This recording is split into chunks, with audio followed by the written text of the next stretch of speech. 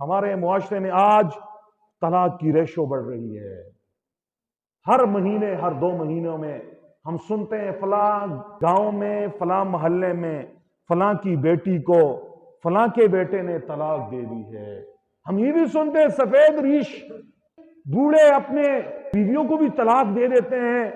کبھی آپ نے اور ہم نے ٹھنڈے دماغ سے سنجیدگی سے غور کیا ہے کہ آج تعلیم زیادہ ہے, آج لوگ پڑھے لکھے ضرور ہیں, آج سمجھ بوجھ والے ہیں, اس کے باوجود طلاق کی ریشو نسبت بڑھ رہی ہے.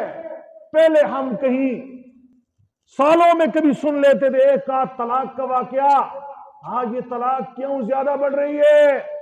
مسلمانوں سنو, میں حضور نبی کریم صلی اللہ علیہ وسلم کی تعلیمات کو جب غور کرتا ہوں مجھے ایک وجہ یہ بھی انتہائی اہم نظر آ رہی ہے کہ حضور نے بتایا تھا نا کہ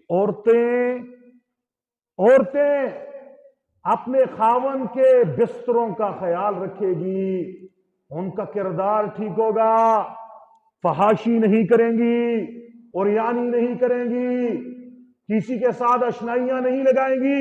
بڑے دکھ درد سے اس منبر سے کہہ رہا ہوں, بات شاید کسی کو اچھی لگے بری لگے, لیکن ہے حقیقت کہ ہم نے یہ جو موبائل, یہ ٹچ موبائل اپنی بچیوں کے ہاتھ میں تھمائے ہیں, یہ موبائل تھمائے ہیں جس میں طرح طرح کے عجیب عجیب پیکیجز ہیں, اور ہم نے اپنے نوجوان لڑکوں کو بھی دیے ہیں, لڑکیوں کو بھی دیے ہیں, اور پھر اس کے اوپر کوئی ہماری جو ہے نا نگرانی نہیں ہوتی. میرا بیٹا میری بیٹی کیا کر رہے ہیں اس موبائل کے ساتھ, کیا دیکھ رہے ہیں, کس سے باتیں کر رہے ہیں, کس سے گپے لگا رہے ہیں.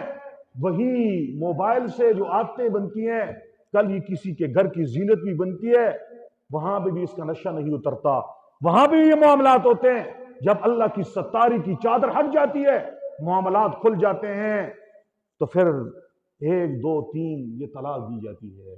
اسی لیے میرا یہ پیغام لائیو بھی چل رہا ہے اپنی بچیوں سے, اپنی بہنوں سے.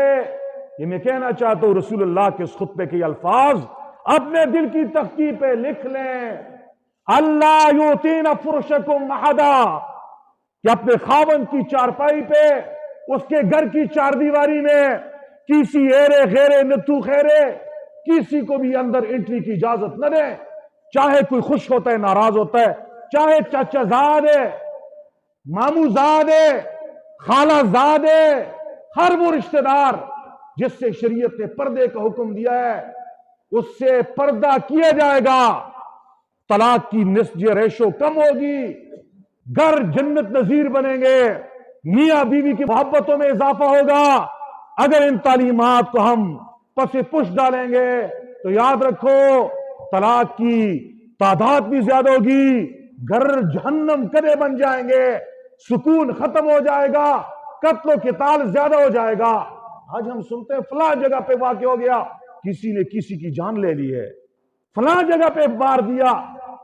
یار کبھی سوچو اسباب کیا ہیں؟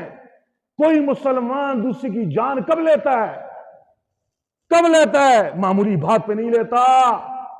جان کو ہتھیلی پہ آدمی اس وقت رکھتا ہے, دوسری کی جان لیتا ہے جب کسی کی عزت پہ کوئی ڈھاکہ ڈالتا ہے, جب کسی کی عزت کو داغدار کیا جاتا ہے.